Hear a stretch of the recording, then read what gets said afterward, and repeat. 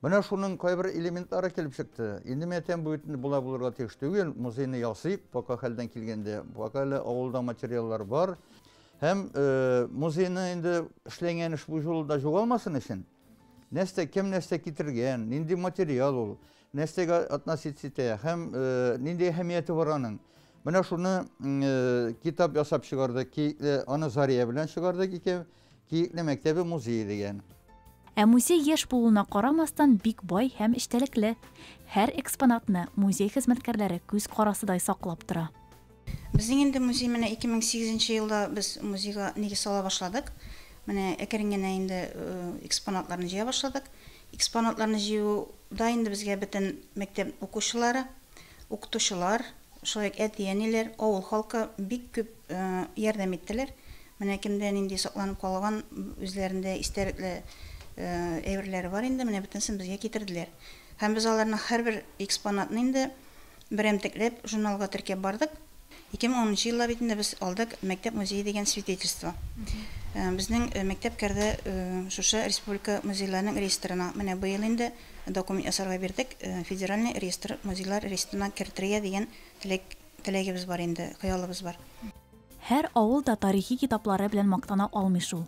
Телдә йөрсә дә, кулъязмада истәлекләр булмауы да ихтимал. Әмма Киекле авылының бай тарихы китап битләрендә уелып калган. Үсеп килүче буын аны өйрәнер һәм дәвам итәр дип ышанып калабыз. Өлкән буын үз чиратында авылның үзгәрүен, төзекләнүен күреп шатлана һәм әлеге җирлектә туып үсүе белән горурланып яши. Нырлат районы Киекле авылында туып шушында яшәдек. Шунда үстек, шунда яшәдек, шунда эшләдек, шунда картайдык. 80-не тутырдык, 80 яшендә без хәзер. Авыл үзгәрдеме сез тора бара? Үзгәрде. Авыл үзгәрде, инде безнең вакытта чабата заманы түгел, кызым. Мин Дояркада да эшләдем, Пуырда да эшләдем. 40 ел стажым минем, 42 ел. 5 бала үстердем, 4 малайны өрмәгә заттым, каршы алдым, Аллага шөкер. Депутат булып тордым 4 ел. Авыл советы, район совет депутаты булып тордым. Авылыгызны яратасыз, моннан китәсе килгән булдымы? Юк. Бер көй Без яраттык авылыбызны. Әйе, юк кызым. Тәмле булсын сәхифәсенә керешкәнче уразада туклану кагыйдәләрен искә төшереп үтү артык булмас. Дөресрәге, сезгә диетологларның киңәшләрен җиткерербез. Диетологлар сәхәр ашаганда төп ризык янында гел яшелчә булырга тиеш ди. Гарнирга ярмаларны пешерер алдыннан суда тотыгыз. Иртән сәхәргә шуларны ашасак, организмыбызга ак кысым да, май да, клетчатка да керә дигән сүз. Итле аш та бик файдалы. Сәхәрдә мөмкин булса ашагач та 40 минут, кимендә 20 минут су яки чәй эчмәскә тырышыгыз. Ферментлар су белән буталса, ризык начар эшкәртелә икән. Кахва һәм кара чәйне бөтенләй эчмәсәгез дә була, ә менә үлән чәйләрен эчә аласыз дип белгечләр. Biz sizin bilen bugün tam bir temne rızık hazırlarız. Tavuk eti, taş kabak, sır aldım, sahari, yumurka, hem süt, en kiregi tilek. Bismillahirrahmanirrahim. İşimizni en birinci tavuk etinden başlayız. Tavuk etin şunda kiçkine tasmalarga böldüm. Hem indi şolay plyonka yardımında minanı tiyem.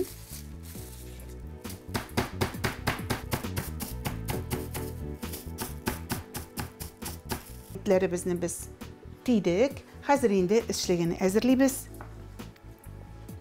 Bizge şolay kabak gerek bulacak. Bugüşten oğabız.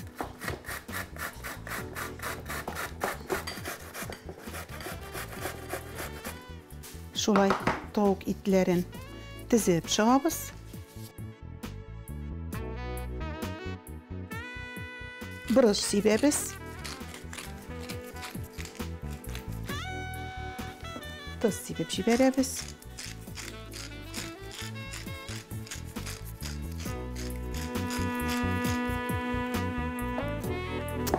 Hem indi oğuştan olgan taş kabakını şolay biz üstüne koyabız.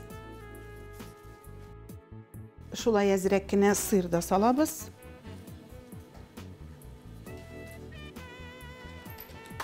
Şolay süt salıp biz lizon yasıbız. Bizge hazır ol kirek bulur. Ana azrek tuz sibip jiberemiz.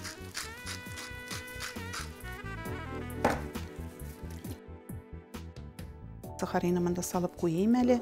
эшләргә җиңел булсын. Һәм инде без хәзер тавык итеннән рулет итеп төрәбез. Менә шулай. Менә шулай рулет итеп төрәбез дә, иң беренче без йомырка лизонда әвәлибез. Шулай.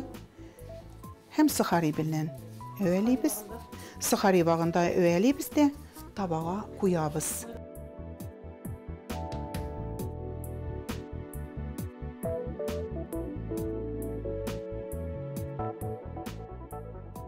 Шулай өстенә майс сибеп җибәрәбез. Мишебез 180 градуста кызулыкта тора. Хәзер инде без аны мишкә куябыз. Бисмиллаһир-рахманир-рахим. Аллага тапшырдык. Студиябызга тәмле исләр чыгарып, безнең тавык итебез әзер булды. Менә шундый ул алтын су төскә кирип пеште. Менә шулай. Менә сезгә күрсәтим әле, менә ничек матур. Табынга инде шулай яшел тәмләткечләр куйык.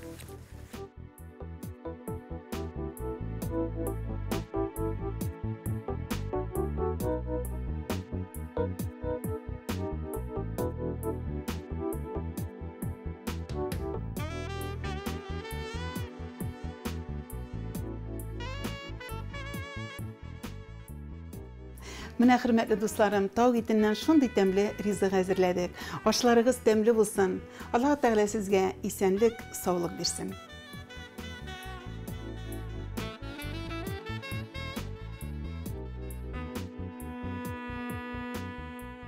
Шанхайда яшәүче бер рәссам рәсемне ут белән ясый икән. Легендар сәяхәтче Федор Конюхов 2 дөнья рекордына бер юлы ирешмәкче була. Булар турында тулырак дөнья яңалыкларында Алия Сәлимҗанова сөйләр. Шанхайда яшәүче рәссам Шу Хуэйфэнь үз иҗатында ут белән рәсем ясауның махсус техникасын куллана. Шу үз әсәрләре өчен гадәти рәсем сәнгатенә туры килмәгән материалларны сайлый. Куыклы элпә, кавырчын шешәләр, домино һәм әлбәттә ут. Кызның сүзләре буенча алар ярдәмендә ул идеяләрен тормышка ашыра ала, иҗатта яңа алымнар куллана. Ут белән рәсем ясауда иң кыены ялкынның зурлыгын контрольдә тоту. Бу мөмкин түгел диярлек. Ләкин контрольсез кирәкле формаларны ясап булмый. Бу очракта ут юнәлешен билгели алырлык материал табырга кирәк иде. Аннары мин кырыч мамык турында уйладым. Кырыч мамык бик нечкә тимер чыбыктан ясалган. Аның ярдәмендә януны контрольдә тотарга җайлы, ди Шу. Былтыр ул Кытай рәссамы Хуан Гунванның Фучунь тауларындагы торак картинасын кабатлап ут белән ясарга карар кыла. Видео социаль челтәрләрдә бик тиз тарала, ә Шу Хуэйфэнь популярлык казана. Федор Конюхов үз алдына җитди максат куя. Ераклылык һәм озынлыкка шарда очу буенча 2 дөнья рекордына бер юлы ирешү. Һәм ул бу эштә уңыш казана. Россия сәяхәтчесе һәм Россия һава йөзү спорты федерациясе президенты Иван Миняйло Фосагра җылылык һава шарында иң ерак тукталышсыз очыш ясаган. У нас большие традиции воздухоплавания. Бездә Советлар Союзы чорыннан ук һавада очу традицияләре сакланып килә. Безнең илдә бер кайчанда мондый зур 12 мең куплы шар текмәделәр. Элек барлык шарлар да чит илләрдән заказ белән кайтарыла иде. Хәзер без моның белән горурлана алабыз. Мин Россиягә шушы шарны төзеп очышка әзерли алган кешеләргә рәхмәтлемен. Сәяхәтче сүзләренчә, очыш 24 мартта Мурманск өлкәсенең Кировск шәһәрендә башланган, 26 мартта Красноярск краеның Хатанга аэродромында төгәлләнгән. Шул рәвешле трансконтиненталь очыш барышында Фосагра һава шары 2540 километр араны узган.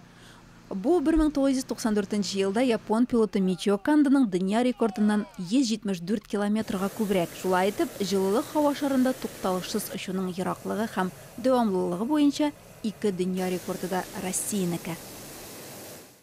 Безнең архив төпсез хәзинә кебек. Ихтирамга лаек бик күп шәхесләр безнең видео язмалар герое була. Бүген сезнең игътибарыгызга тәкъдим ителәчәк героебыз да нәкъ тә шундыйлардан. Буа районыннан Зәйтүнә Хайретдинова. Улысы кешесе өчен матур яшәү өлгесе ул, авылның ак әбисе. Тормыш авырлыкларын, ачлык галәмәтен, сугыш афәтендә сабырлык белән үтеп, күңел аклыгын югалтмаган кеше.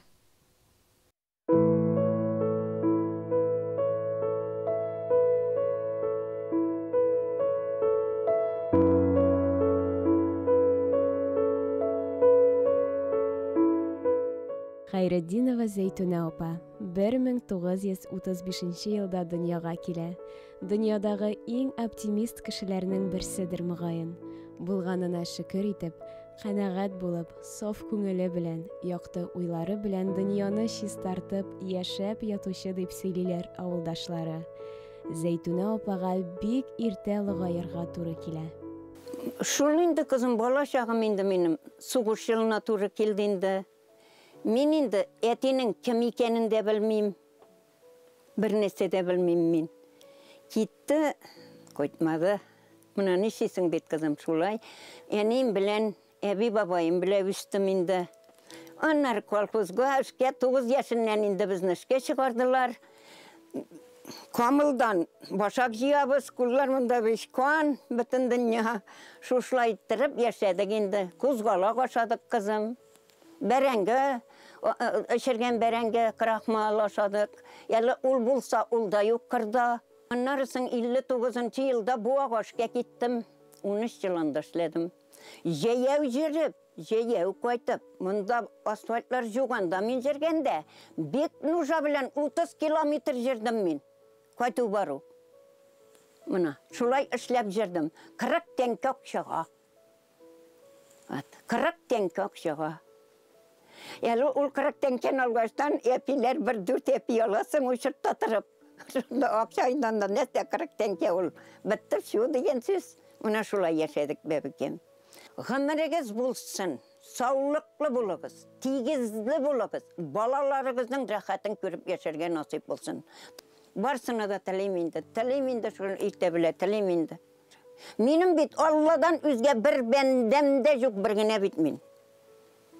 İkingimde iki firiştem, Allah'a şükür mına şuşularım beni taşlamasınlar. Şuşularga Allah Teala'm tigizlik, şatlık, tınışlık, muhabbet versin. İşlerinde uğuşlu işlesinler, koya varsa da muhabbetli bulsunlar. Bu bəxetim var hazırga kortaymışlıklarımda benim. Bəxetim de bu. Eybirim var, oşarıma var, kiyerime var, kürşülerim kere, tuğanlarım kile, bütünüsü Allah'a şükür. Yine indi isim bilekmiler kupunğuna diler, dollar indi min, dollar, belagız dollar bir kupunğuna diler bana.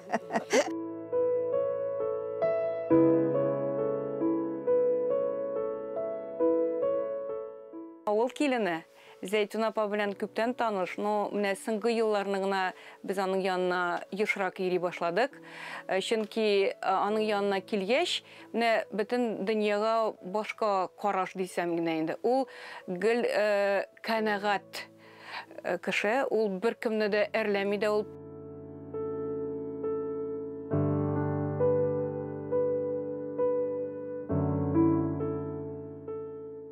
Мен дүниядағы ең позитив, ең қыр көңілі, ең шиста кішілердің біршілен басып тұрамдыр. 88 жасында апа, шул қадық ғаламәт, шул қадық қанағат кіші бұл дүнияда. Анды қанағат біздің бет бір шир бүтінімізде. Ол башқа бүтен ширлерін тудыра тұрған шир, ол қанағатсыздық ширі. Ол шоңа көре ковид білен ауырмады. Бір нәрсе білен Аллаға шекер көстеймесін өзіне. Міне шул қадық маяк бүгінгі күнде. Бет соғыш балалары, бүтінісін көрген балалар, көріп өскен, қиындықтарны кешірген кішілер бүгін шул қаттылық бар санада разы болып, яшауларын давам етелер. Мына нұр, осына нұр, қияш істе болса... Махаббәтлі болып көрін, бітін қоя барсаңда махаббәтлі. Амин, амин, амин. Қызым ішінде оңышлы, олым ішінде оңышлы істесін, я Рабби бір қыдайым. Деген моторым да шулай оңышлы істесін. Мына шулай бітін кішіге дұғала болып, Зәйтүн апамызын затып қалайын.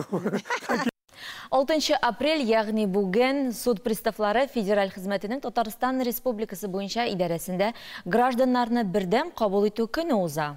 Мәсәлән, идарәнең бүлек башлыгы Динар Латыповны студияга чакырдык һәм әңгәмә корыйга әле. Хәерле көн, Динар әфәнде. Исәнмесез. Беренче сорау, Динар әфәнде. Быел мөрәҗәгатьләр соннар белән китереп булса, соннар белән әйтегез, әйме күп булдымы узган ел белән чагыштырганда? Бу ел инде безгә 119 меңгә якынча мөрәҗәгать килде. былтыр безгә 500 меңнән артык мөрәҗәгать алган иде. Бу ел бит әле шушы апрельгә кадәр генә. Апрельгә хәтле. Бу мөрәҗәгатьләрме яисә шикаятьләрме? Юк, мөрәҗәгатьләр, шикаятьләр генә түгел, алар арасында гаризалар да, аңлатмалар да, үтенечләр дә, гаризаны кире кайтару һәм шикаятьләр дә бар. Аларны карау нәтиҗәләре буенча суд приставы һичшиксез җавап җибәрә. Мөрәҗәгатьләр саны һичшиксез арта, һәм инде бу беренче чиратта халык арасында дәүләт хезмәтләре күрсәтүнең бердәм порталында суд приставларының хезмәте сервисының киң кулланыла башлануына бәйле. Менә шундый сорау иде безнең чираттагысы, бу цифризация дибез бит инде имме. Күпмегә аерыла электрон портал аша мөрәҗәгать һәм шәхси мөрәҗәгатьләр. Карау тәртибенең һәм вакытын бирелгән мөрәҗәгатьнең төренә генә карый.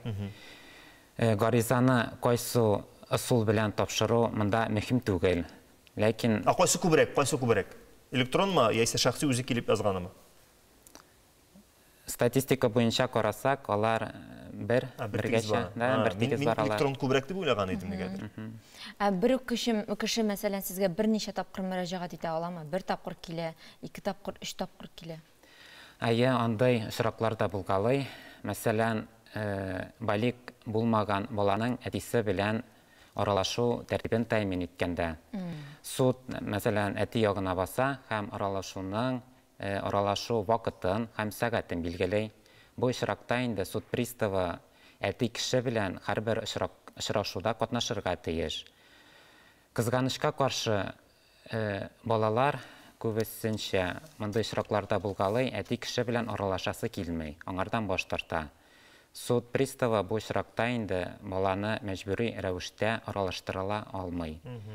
Шуннан соң инде мондай очрашулардан соң әти кешедән безгә карата шикаятләр яза башлый инде.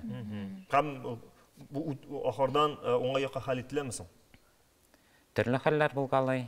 Без инде психологларны җәлеп итәбез, алар белән эшлибез. Яхшы, тагын бер сорау, без килгәннән бери берсе килә. Бу сорауны күбрәк сезгә кемнәр мөрәҗәгать итә? Бурычлылар үзләреме, яисә шушы бурычны түләтүчеләр алучылармы? Туганнары, якыннары. Иң күп мөрәҗәгатьләр инде түләтүчеләрдән безгә килә. Иң беренче чиратта инде шул исәптән кредит һәм микрофинанс оешмаларыннан алына. Но шунысын әйтеп китик, бу мөрәҗәгатьләр шикаятләр түгел.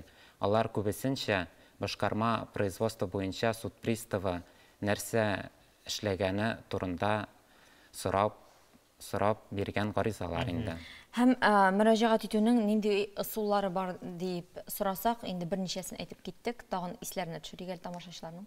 Мөрәҗәгать бирүнең берничә ысулы бар. Беренчедән ул дәүләт хезмәтләре күрсәтүнең бердәм порталы аша, шәхси кабинет аша. Икенчедән безнең сайт аша языла алалар.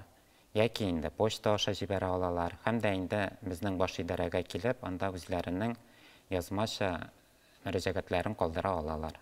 Менә суд приставының бүлек башлыгына, ягъни сезгә менә шәхсән язылырга буламы? Ничек эләгергә сезгә?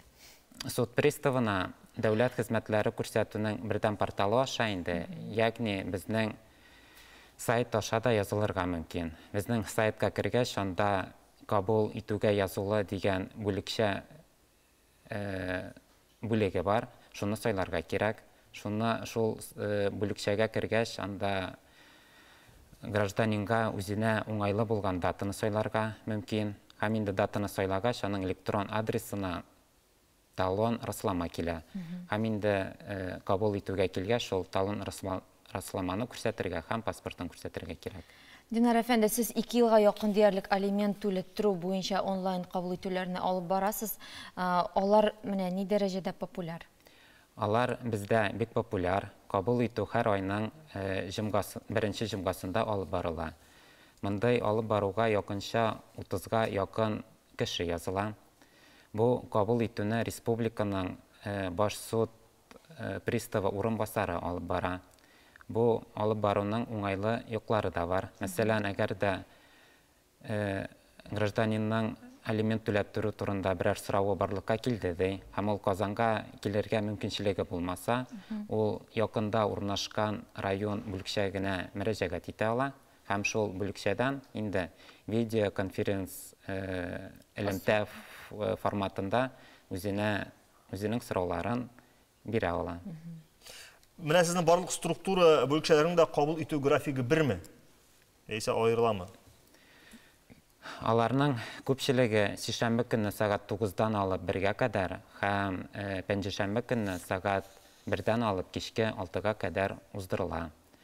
Казанда ЮХИДИ административ штрафларын түләттерү буенча башкару эшләре азрак башкарачак алып барыла. Анда инде сишәмбе һәм пәнҗешәмбе көнне сагат 9-дан алып кичке 6-га кадәр кабул итәләр. Динар әфәнде, тамашачыларга тагын нинди киңәшләрегез бар? Сезнең белән артык эш итмәсен өчен әйтик әле бу очракта, чөнки дус булмас өчен. Әйе. Иң беренче чиратта вакытны бушка сарыф итмичә, баш идарәнең сайтында алдан язылу сервисын файдаланырга киңәш итәр идем. Шул сервис белән алдан язылсалар иде. Моннан тыш, без социаль челтәрләрендә, ВКонтакте, Одноклассники, Telegram челтәрләрендә безнең аккаунтларыбыз бар. Бу аккаунтлар аша инде без халыкларга башкарма производство буенча булган хәбәрләрне, яңалыкларны һәм дә инде берәр нинди законда үзгәрешләр булса, халыкларга күрсәтергә тырышабыз. Тагын да шунысын әйтеп китәсе килә, 6 апрель көнне алимент түләтү мәсьәләләре буенча бердәм кабул итү көне узачак.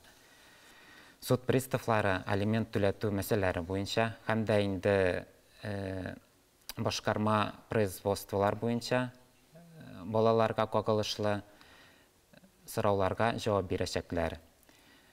Кабул итү сәгать 10-нан алып кичке 6-га кадәр барачак. Әгәр дә инде гражданиннар район моннан тыш баш идарәгә дә мөрәҗәгать итә алалар. Безнең адрес Рөстәм Яхин урамы, 3-нче йорт.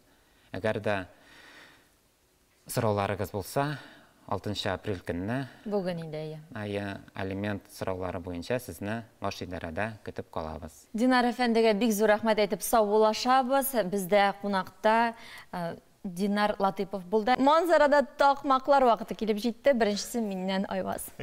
Очып чыкты, бер чыпчык. Әле генә чыккан иде, тагын чыкты.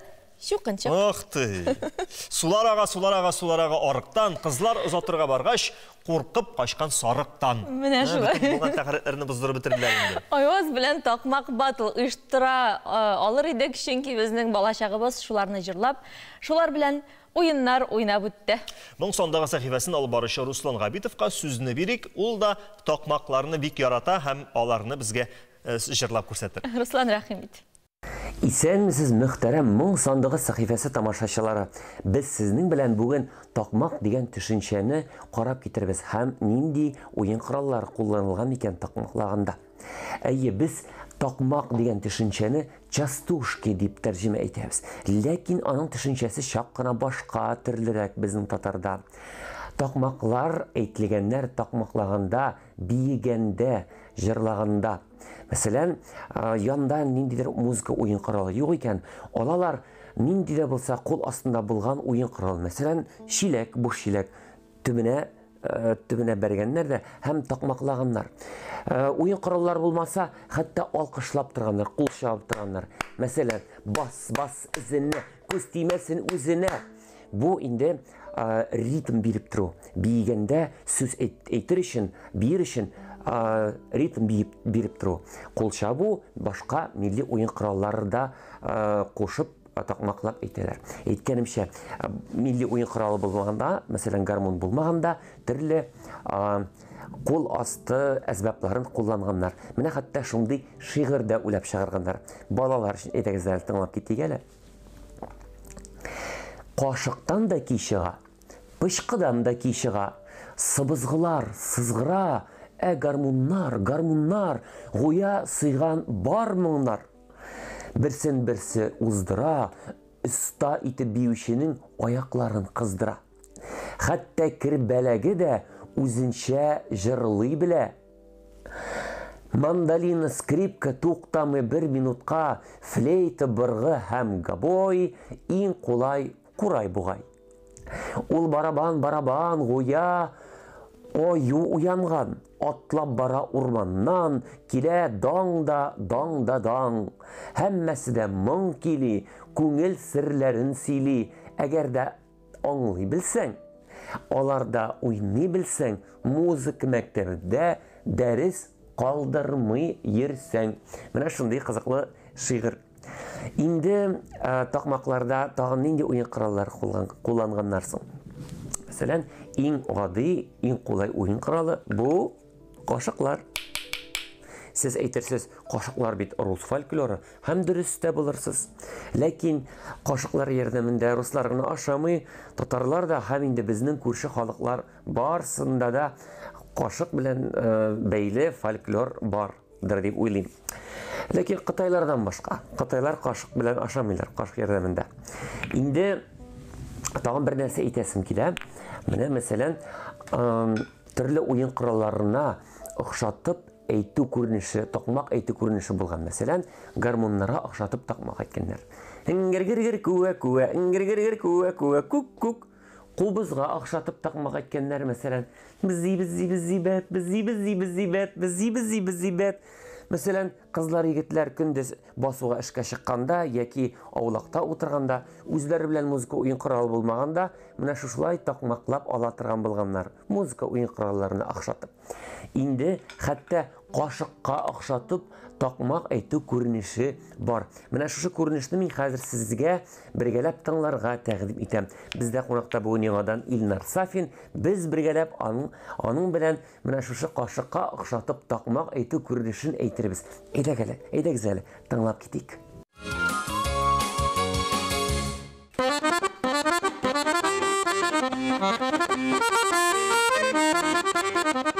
Сездән бер җыр, бездән бер җыр, айтырды танда.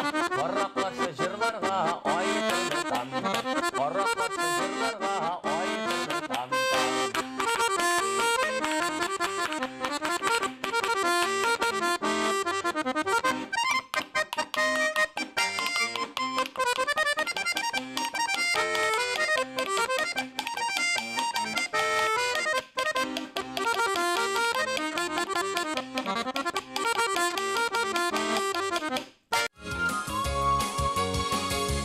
Ничек сезгә менә шулай такмак, менә шушы җыр инде ул әйе, такмак әйтү күренеше.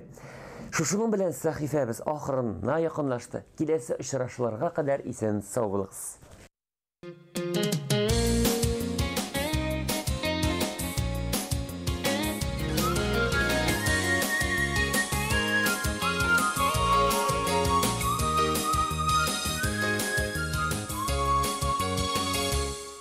Саулармысыз, кадерле тамашачылар. Исәнмесез, сезне манзара тапшыруның икенче өлешендә сәламлыйбыз. Пәйгамбәрбез саллаллаһу алейхи ва саллям үзенең бер хадисендә әйтә: Рамазан ае башланганда җәннәт ишекләре ачыла, тәмук ишекләре ябыла, ә шайтаннар богауланып куела ди. Изге Рамазан аеның бүген 15-нче көне.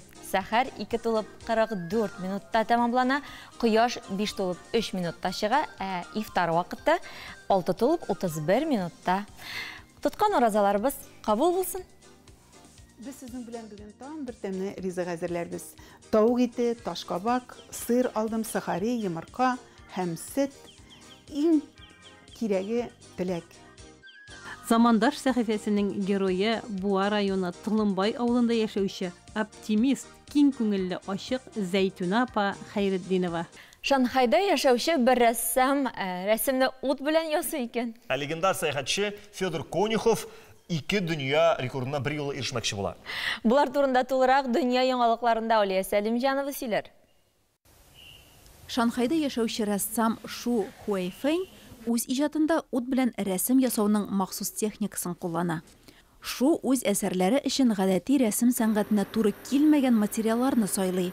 куыклы элпә, кавырчын шешәләр, домино һәм әлбәттә ут. Кызның сүзләре буенча, алар ярдәмендә ул идеяләрен тормышка ашыра ала, иҗатта яңа алымнар куллана. Ут белән рәсем ясауда иң кыены ялкынның зурлыгын контрольдә тоту. Бу мөмкин түгел диярлек. Ләкин контрольсыз кирәкле формаларны ясап булмый. Бу очракта ут юнәлешен билгели алырлык материал табырга кирәк иде. Аннары мин кырыч мамык турында уйладым. Кырыч мамык бик нечкә тимер чыбыктан ясалган. Аның ярдәмендә януны контрольдә тотарга җайлы, ди Шу. Былтыр ул Кытай рәссамы Хуан Гунванның Фучунь тауларындагы торак картинасын кабатлап ут белән ясарга карар кыла. Видео социаль челтәрләрдә бик тиз тарала, ә Шу Хуайфэнь популярлык казана. Федор Конюхов үз алдына җитди максат куя. Ераклылык һәм озынлыкка шарда очу буенча 2 дөнья рекордына бер юлы ирешү. Һәм ул бу эштә уңыш казана. Россия сәяхәтчесе һәм Россия һава йөзү спорты федерациясе президенты Иван Миняйло Фосагра җылылык һава шарында иң ерак тукталышсыз очыш ясаган. У нас большие традиции воздухоплавания. Бездә Советлар Союзы чорыннан ук һавада очу традицияләре сакланып килә. Безнең илдә бер кайчанда мондый зур 12 мең куплы шар текмәделәр. Элек барлык шарлар да чит илләрдән заказ белән кайтарыла иде. Хәзер без моның белән горурлана алабыз. Мин Россиягә шушы шарны төзеп очышка әзерли алган кешеләргә рәхмәтлемен. Сәяхәтче сүзләренчә, очыш 24 мартта Мурманск өлкәсенең Кировск шәһәрендә башланган, 26 мартта Красноярск краеның Хатанга аэродромында төгәлләнгән. Шул рәвешле трансконтиненталь очыш барышында Фосагра һава шары 2540 километр араны узган. Бу 1994 елда япон пилоты Мичио Кандының дөнья рекордыннан 174 километрга күбрәк. Шулай итеп, җылылык һава шарында тукталышсыз очуның ераклыгы һәм дәвамлылыгы буенча 2 дөнья рекорды да Россиянеке. 2002 елның 26 августында тәүге мәртәбә Татарстан Яңа ғасыр телерадио компаниясы эфирга аяк атлый. 20 ел дәвамында ТНВ үсә, үзгәрә, зур үрләр яулый. Үзенең тамашачысын кызыклы проектлар белән сөендерә. Еллар үткән саен географик киңлеген зурайта. Үткәндәге сәхифәләргә бергәләп күз салыйк. Төрле елларда бу көн нинди вакыйгалар белән истә калган икән. 20 ел Яңа ғасыр телеканалы эфирда. 20 ел біз Татарстан тормышындагы барлык вакыйгаларны яктыртып барабыз. 2013 елның 6 апрелендә Казанда Бүтән дөнья җәйге универсиадасында катнашасы командаларының җирәбәсе уздырылды. 341 медаль өчен 120 илнең спортчылары көч сынаштылар. 2019 елның бу көндәрендә Казанда яшь политтехнологлар форумы булып үтте. Тагын 3 елдан Татарстан башкаласында яңа заманча туберкулез диспансеры бинасы ачылды.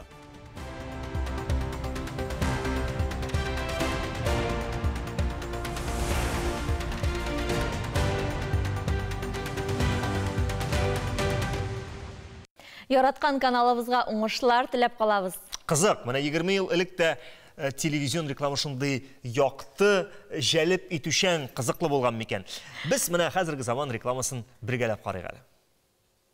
Антарктида җирдә иң биек һәм иң салкын материк. Арктиканың капма каршысы булган бу төбәк җир шарының иң көньягында урнашкан кыйтга. Жер йөзендә зурлыгы буенча 5-нче континент булып саналган Антарктиданың мәйданы 14 миллион квадрат метр. Чагыштыру өчен Рәсәйнең территориясе 3 миллион квадрат метрга күбрәк. Бүген Антарктиданың 99% боз белән капланган. Әлеге континент турында тулырак кызык дөнья сәхифәсендә Миләүшә Ризванова сөйләр. Миләүшә, рәхим ит. Айваз, Әдилә, рәхмәт. Исәнмесез, хөрмәтле телевизор караучылар. Алдагы мизгелләрдә сезнең белән мин Миләүшә Ризванова булырмын һәм кызык дөнья сәхифәсен башлап җибәрәм. Материклар темасын дәвам итәбез һәм бүген иң салкын кыйтгада Антарктидада тукталырбыз. Антарктида җирнең көньяк полюсында урнашкан материк. Мәйданы 14,2 миллион квадрат километр. Материк мәңгелек салкынлык патшалыгы. Ул калын боз катламы белән капланган. Антарктида Хин һәм Тын океан сулары белән юыла. Бу материкта бик салкын климат хакимлек итә. Монда 90 градуска кадәр салкын була. Поляр геологлар аңа жансыз, кешесез, серле ак бозлык материге дип исем биргәннәр.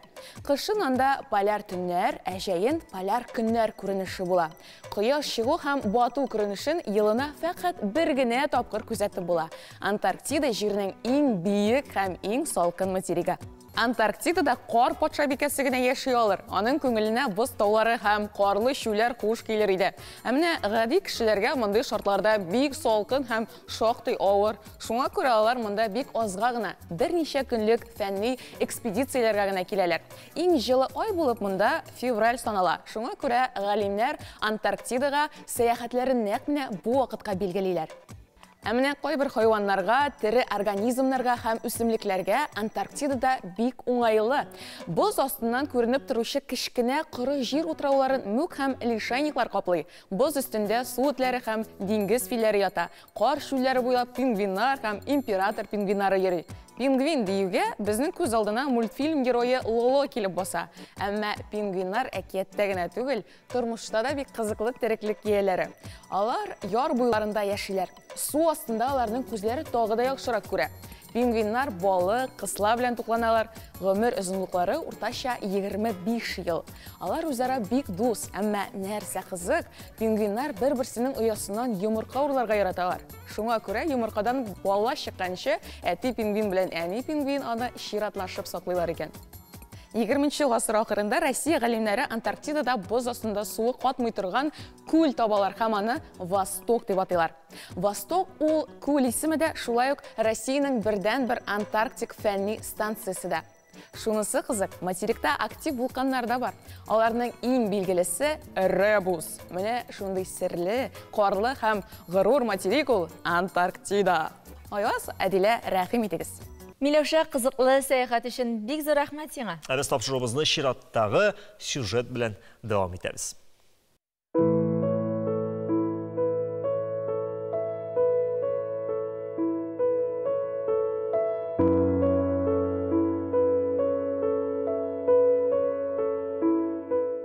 Хайретдинова Зәйтүнә апа 1935 елда дөньяга килә.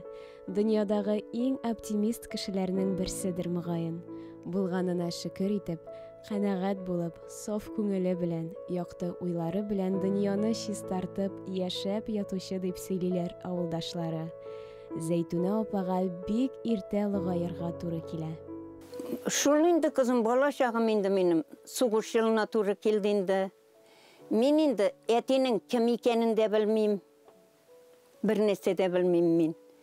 Китте, кайтмады. Менә ничисең бит кызым шулай. Әним белән, әби бабаем белән үстем инде. Аннары колхозга эшкә 9 яшеннән инде безне эшкә чыгардылар. Камылдан башак җыябыз, куллар монда бишкан, бөтен дөнья шушлай иттереп яшәдек инде. Кузгалак ашадык кызым. Бәрәңге, эшергән бәрәңге крахмал ашадык. Ялы ул булса, ул да юк кырда. Аннарысын 59 елда бу агашка киттем. 13 елында эшләдем. Җәяү җиреп, җәяү кайтып, монда асфальтлар жуганда мин җиргәндә, бик нужа белән 30 километр җирдем мин. Кайту бару. Мына, шулай эшләп җирдем. 40 тәңкә акчага. 40 тәңкә акчага. Ялы ул 40 тәңкән алгаштан әпиләр 1-4 әпи аласың учетта торып. Акчайдан да нәрсә 40 тәңкә ул. Бетте шу дигән сүз. Менә шулай яшәдек бәбекем. Гомерегез булсын, саулыклы булыгыз, тигезле булыгыз, балаларыгызның рәхәтен күреп яшәргә насип булсын. Барсына да телим инде шул иртә белә телим инде. Минем бит Алладан үзгә бер бәндәм дә юк, бер генә бит мин. Икеңем дә ике фирештәм, Аллага шөкер, менә шушылар мине ташламасыннар. Şuşularga Allah Teala tigizlik, şatlıq, tınışlıq, muhabbet versin. İşlerinde uğuşlu işlesinler, koya varsa da muhabbetli bulsunlar. Bu bəxətim var hazırga kortaymışda kirimde mini. Bəxət indi bu. Eybirim var, oşarıma var, kiyerime var, gürşülerim kere, tuğanlarım kile, bütünüsü Allah'a şeker. Yine indi isim bilekmiler kupungun adiler, dollar indi min, dollar, beleges dollar bir kupungun adiler biga.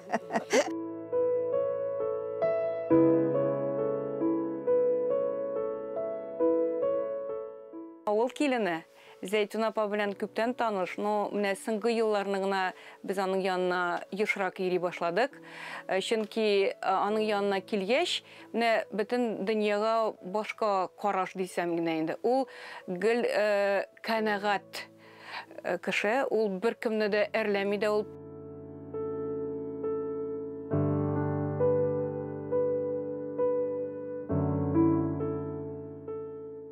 Мен дүниядағы ең позитив, ең қыр көңілі, ең шиста кішілердің біршілен басып тұрамдыр. 88 жасында апа, шул қадық ғаламәт, шул қадық қанағат кіші бұл дүнияда. Аңды қанағат біздің бір шиыр бүтінімізде. Ол башқа бүтен шиырлерін тудыра тұрған шиыр, ол қанағатсыздық шиыры. Ол шоңа көре ковид білен де ауырмады. Бір нәрсе міне Аллаға шекер көстеймесін өзіне. Міне шу қадық маяк бүгінгі екінде. Бит соғыш балалары, бүтінесін көрген балалар, көріп өскен, қиындықларны кешірген кішілер бүгін шул қаттылық бар санада риза-разы болып, яшауларын давам етелер.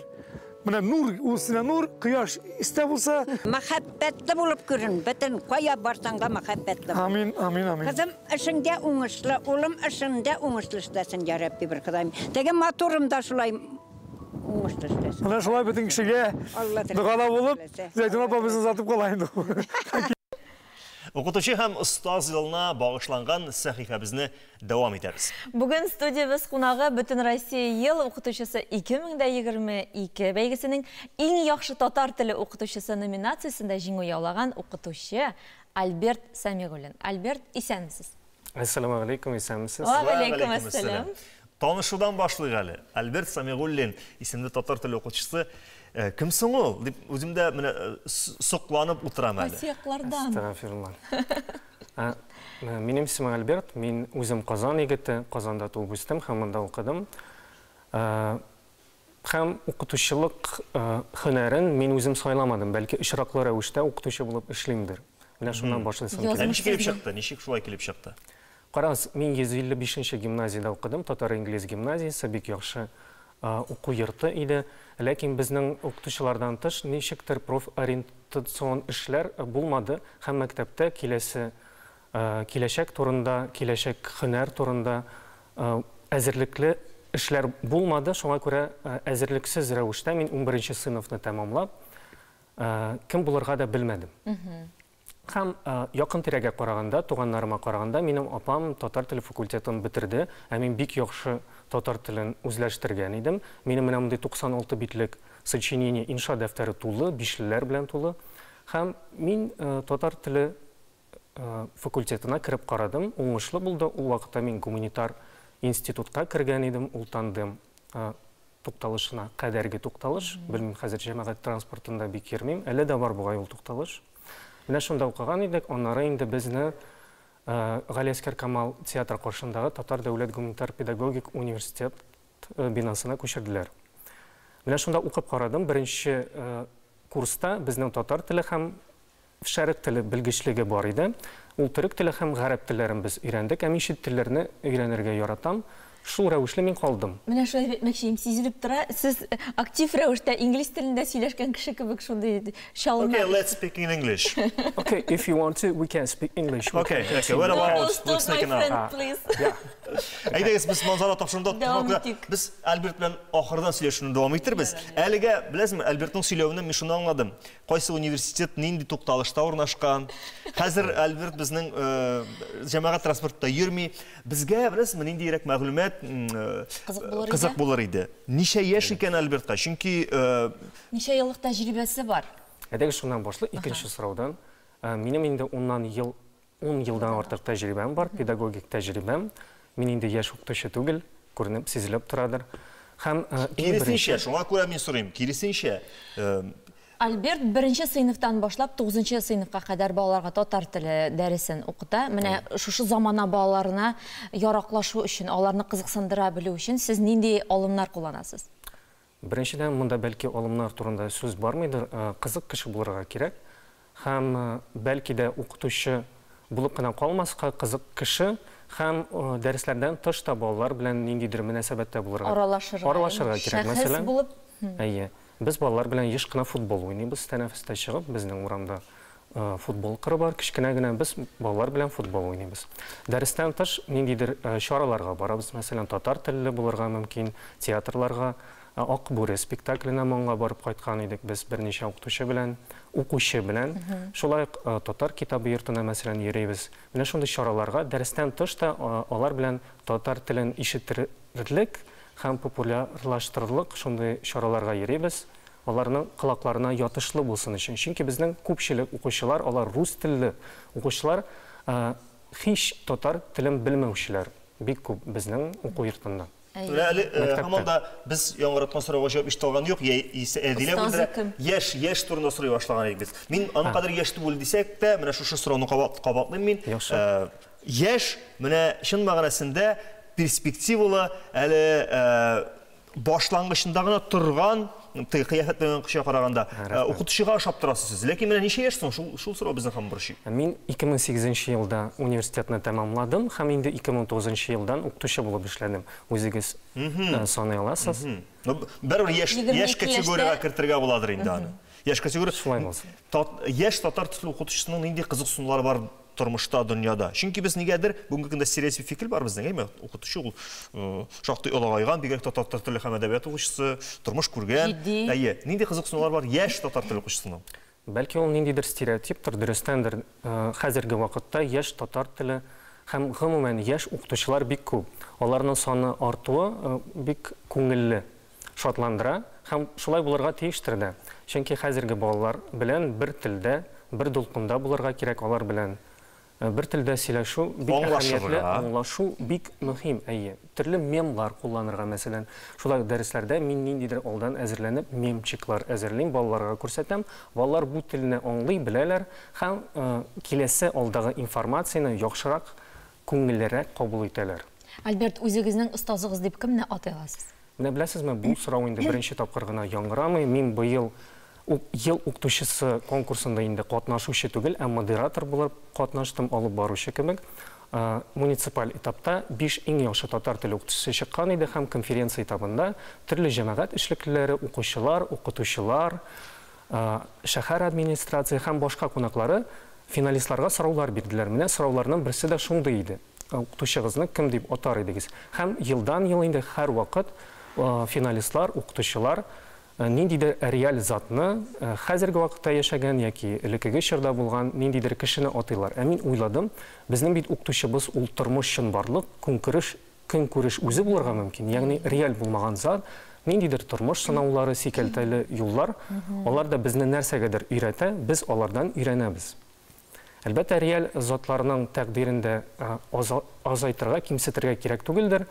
Һәм иң беренче һәр кешенең укытучысы әнисе булып торадыр. Чөнки беренче сүзләр, беренче лексикон нәкъ менә әнидән башлана. Һәм хәзерге вакытта да мин үз сүзлек хәзинәмне әнигә карап, тыңлап, байтам. Әйе, авылга кайтканда мин үзем шәһәр малай Казанныкы, шуңа күрә безнең шәһәр балаларының татар телендә авылдагы балалардан, кешеләрдән зәгыйфрәк дип уйлыйм. Шуңа күрә авылга кайтканда яңа сүзләр ишетәм. Кайсы авылга кайтасыз сез? Әтнә районы Күлекиме авылы. Сибгат хакимның туган авылы. Менә.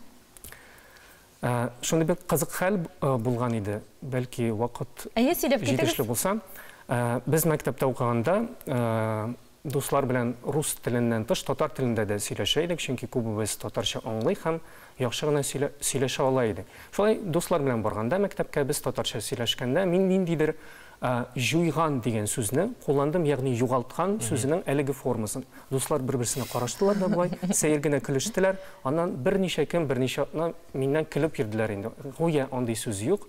Мин ниндидер сәер француз телендә сөйләшәм кебек. Җиган. Әйе. Аннары инде вакыт узгач алар аңлаганнардыр үзләренең гаепләрен, дөрес булмаганнарын һәм мин дә матур әдәбиятта безнең күренекле язучыларның әсәрләрендә бу сүзләрне еш очраттым һәм безнең яклар дип әйтәм инде, авыл якларында бу сүз бик еш очрый торган сүз. Чөнки алар ул вакытта татар теле запасын җуйган булганнар. Аннан соң инде туландырганнар. Җуйганмы, җуймаганмы, анысын белмибез инде. Хәзер әйдәгез 5 минутлык батыл Айваз рәхәтләнеп инглизчә сөйләшеп ала аласың безнең кунак белән, ә моны инде безнең тамашачылар безнең социаль челтәрләрдә күрә алачак.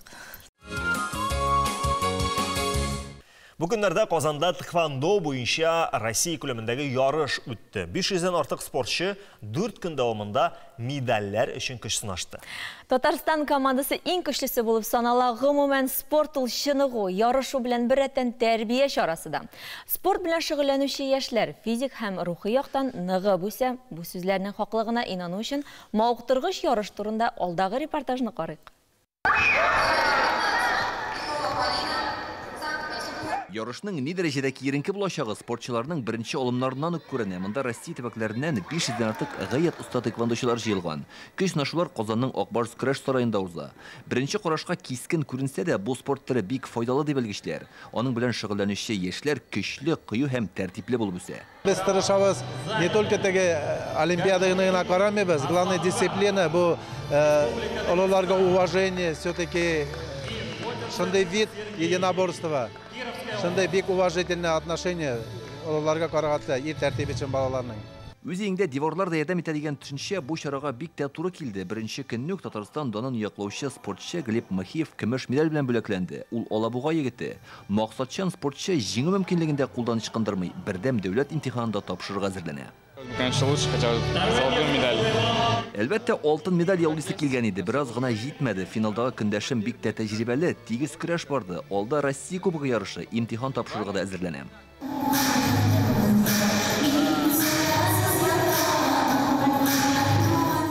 Россия беренчелегендә Татарстан данын 30-га якын спортчы яклый. Безнең тхэквондочы егет-кызлар монда иң көчлеләр рәтендә. Сүз уңайыннан әле күптән түгел генә спортчыларыбыз зур ярыштан медальләр яулап кайткан иде.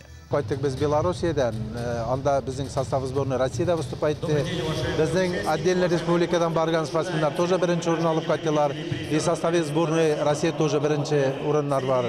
Дөресен әйткәндә спортсменнар әйбәт выступайтлар. Әле уйлау буенча соңгы медальләр булмас. Тагы 68 килограммда 24-тә безнең минем уйлау буенча беренче, икенче урыннар минимум булырга тиеш. Ил күләм ярышның Казанда узуда очраклыгына түгел, монда оештыру дәрәҗәсе югары, халык кунакчыл ди башка төбәкләрдән килүчеләр. Здесь традиционно высокий уровень организации. Казанда күп кенә спорт уеннары узганы бар, тәҗрибә зур, бу иң заманча спорт объекты. Бу ярыш турында әйтсәк, ул үтә дә җаваплы чара. Монда без өметле яшь спортчылар арасында җиңүчеләрне ачыклыйбыз. Алар лаеклы алмаш булачак. Спортчылар 4 көн дәвамында 16 үлчәм авырлыгында 16 комплект медаль өчен көч сынашты. Безнең егет-кызлар иң югары күрсәткечләргә иреште. Хәзер алар Россия Кубогы ярышына әзерләнә. Брокколи кәбестәсен күп итеп туңдырып куйган идегезме? Ул витаминнарын туңдырган очракта да саклап кала икән. Белгечләр әйтүенчә, кәбестәнең бу төре ашказана һәм күкрәк яман шеше булдырмас өчен файдалы яшелчә. Аны атнасына 3 тапкыр булса да ашарга кирәк. Гомумән брокколины еш кына кәбестәләрнең патшасы дип атыйлар. Чөнки әлеге яшелчәнең 1001 файдасы бар. Аларның кайберләренә алдагы минутларда тукталырбыз.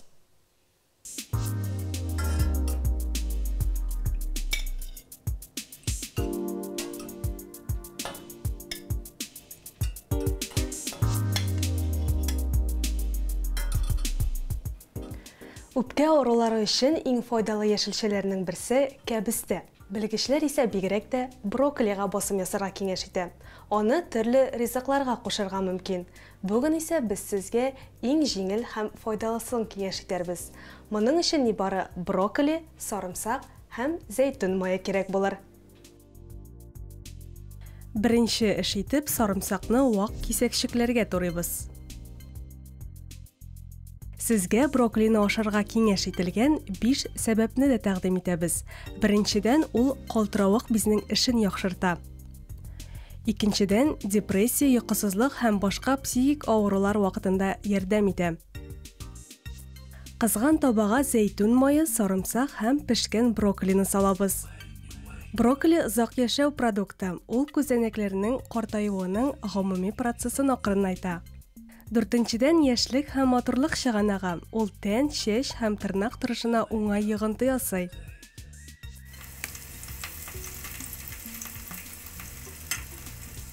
Шулай ук брокколи иммунитетны ныгыта, вируска һәм инфекция авыруларына каршы торырга ярдәм итә. Табын түрендә торган әлеге брокколилар файдалы да һәм тәмле дә.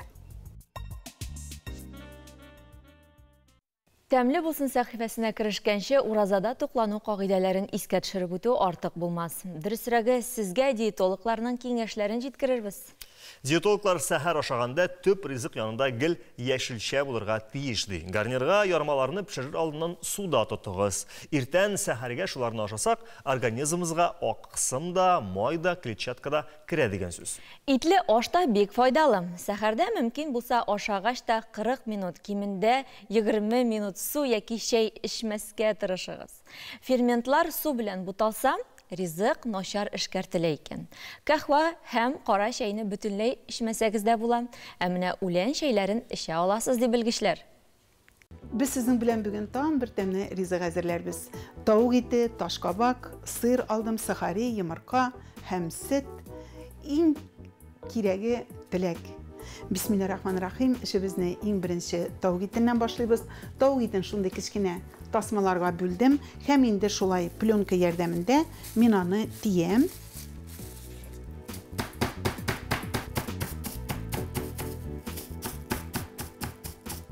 Итләребезне без тидек. Хәзер инде эшлегене әзерлибез.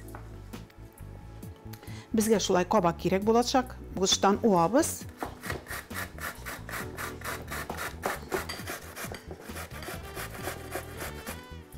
Шулай tavuk itlərin tizib шығабыз.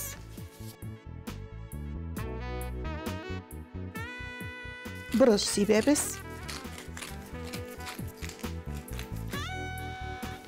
Тұз сибіп жібәрәбіз.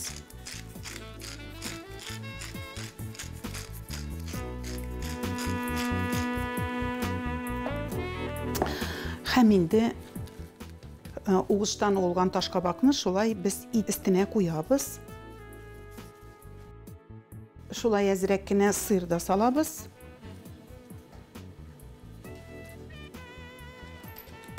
Шулай сөт салып, без лизон ясыйбыз. Безгә хәзер ул кирәк булыр. Аңа әзрәк тұз сибеп җибәрәбез.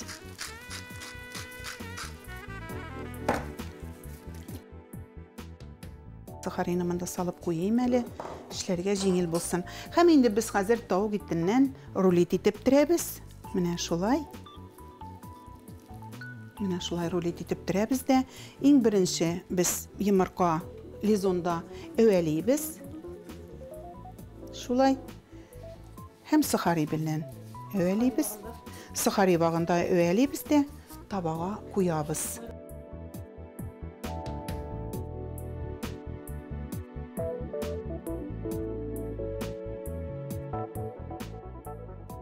Шулай өстенә май сибеп җибәрәбез. Мишебез 180 градуста кызулыкта тора. Хәзер инде без аны мишкә куябыз. Бисмиллахиррахманиррахим. Аллага тапшырдык. Студиябызга тәмле исләр чыгарып, безнең tavuk итебез әзер булды. Менә шундый ул алтын су төскә кереп пеште. Менә шулай. Менә сезгә күрсәтим әле, менә ничек матур. Табынга инде шулай яшел тәмләткечләр куйык.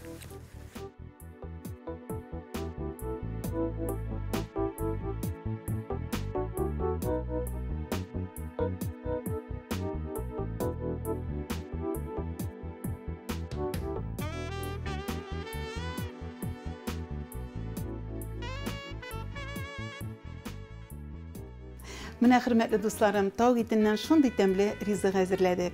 Ашларыгыз тәмле булсын. Аллаһ Тәгалә сезгә исәнлек, саулык бирсен.